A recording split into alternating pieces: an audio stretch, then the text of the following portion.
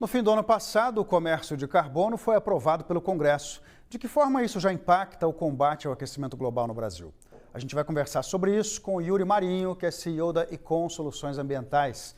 Boa noite para você, Yuri. Seja bem-vindo. Boa noite, Marcelo. Obrigado. Eu queria entender se essa regulamentação que foi aprovada, ela já é suficiente para mudar o panorama do comércio de carbono no Brasil, ou se, na sua opinião, ainda falta legislação, se ainda falta regulamentação?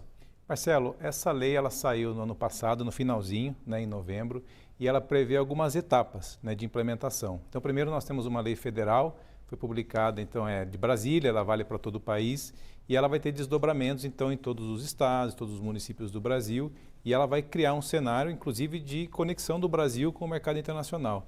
Então, ali estão previstas algumas regras, alguns limites de emissões, e algumas regras que precisam ser implementadas por uma agência que não existe ainda, Ela vai ter que ser implementada, criada também. Vai ser, por exemplo, uma agência nacional de crédito de carbono. Exatamente, uma agência, eventualmente uma agência de mudanças climáticas, uma agência de mercado de carbono. O nome a lei chamou de órgão gestor, mas é um nome que ainda vai ser pensado e criado, e depois funcionários vão ser nomeados. A gente estima que serão mais de 100 funcionários, então eles vão ter que ser empossados, vão ter que criar um time, vão ter que analisar metodologias para diferentes tipos de projetos de carbono, de mercados no Brasil. Então tem agricultura, tem pecuária, tem floresta, tem restauração.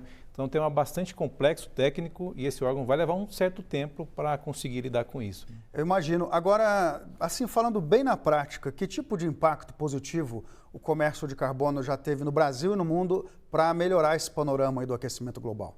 Marcelo, a mudança climática ela é enfrentada em grande parte pelos tratados internacionais. Então, os países se reúnem ali sob a proteção, sob a égide da ONU, que é uma organização internacional, e ali, ano a ano, os países vão tentando encontrar soluções em conjunto. O mercado de carbono ele vem para apoiar esse movimento, que é um movimento lento, complexo, com muitas questões geopolíticas, e o mercado é mercado, ele é privado, ele anda um pouco mais rápido. Então, a ideia é que o mercado de carbono apoie nessas iniciativas da ONU e dos países para a gente encontrar mercados. Então, é uma possibilidade, é um instrumento econômico. O Brasil movimentou alguns milhões de dólares nos últimos anos, não são bilhões, são milhões. Então, o nosso PIB é 10 trilhões de reais por ano. Se você pensar em alguns milhões, não é tão impactante para a nossa economia e nem para as outras economias. Mas conforme a gente regule e traga isso de fato para a nossa estrutura de país, de produção do nosso PIB, aí sim a gente pode ir para cifras maiores. COP30 vem aí em Belém, fim do ano, muita expectativa em torno disso. Você acha que esse pode ser um palco também para o Brasil fazer avançar projetos ligados ao crédito de carbono?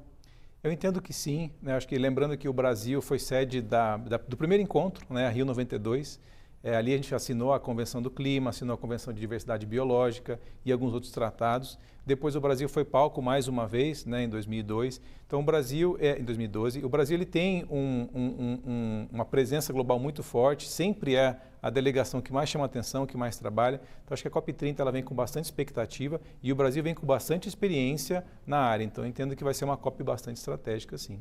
A COP do Azerbaijão, a 29, ela trouxe uma certa frustração, porque esperava-se uma promessa de investimento de mais de US$1 trilhão para combater os efeitos do aquecimento global e veio uma promessa de pouco mais de 300 milhões.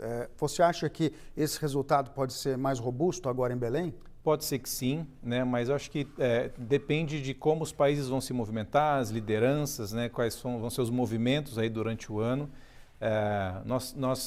Os países, somando os gastos do governo e do mercado, eles vão atingindo algumas cifras por ano que foram subindo de 100 bilhões para 200, agora em Baku, no Azerbaijão, a expectativa ou a promessa foi subir para 300. Agora os países querem chegar em 1,3 trilhão de dólares por ano.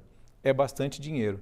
Mas se você colocar isso frente aos custos dos desastres naturais, se torna pouco dinheiro. Então a gente vê esse desastre na Espanha, teve na Califórnia, teve no Brasil. Quando você faz as contas, facilmente você chega a 100 bilhões de dólares, 200 bilhões de dólares para um único evento climático, sem contar outros que não são necessariamente desastres de um furacão, de um fogo, mas são perdas de rotina.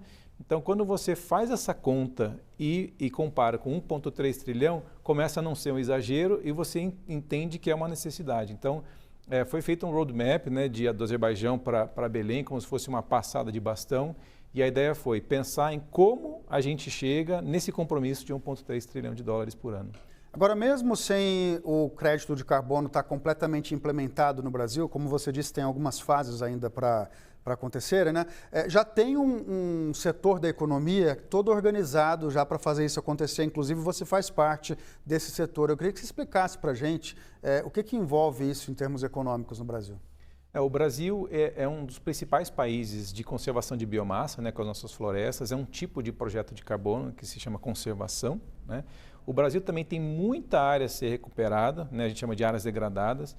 Nós temos aí pelo menos 40 milhões, né, de hectares que podem ser recuperados e isso significa uma oportunidade muito grande, bastante dinheiro, bastante projeto que pode ser desenvolvido para captar gases da atmosfera. Então, o Brasil, e ele também tem experiência com biocombustíveis, com agricultura, com uma série de modelos, né, que você, do ponto de vista climático, tem muitos ganhos. Então, a gente já tem experiência para desempenhar esse papel, temos muito território, seja para restaurar, seja para conservar e para ter uma produção agropecuária de alto padrão, de alto nível.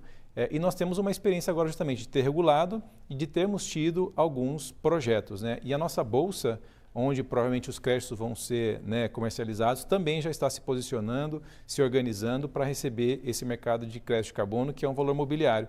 E o Brasil é um dos principais sistemas financeiros do planeta, né? Então, a nossa posição é bastante estratégica, a nossa experiência é grande, mas também nós somos responsáveis por emissões, né? O Brasil ele é um emissor devido ao desmatamento, né? A gente ainda precisa desmatar ou ainda desmata para produzir e nós podemos repensar isso, criar instrumentos para conservar, segurar as florestas onde tem água, onde tem biodiversidade, que é o que é necessário para a gente produzir e o que nos faz um grande produtor também. Então a gente precisa de um plano mesmo nacional para organizar isso tudo e fazer com que o mercado de carbono componha o nosso PIB de uma forma robusta, né? Sim. Yuri Marinho, muito obrigado pela sua participação. Obrigado, hoje. Marcelo. Boa noite. Boa noite.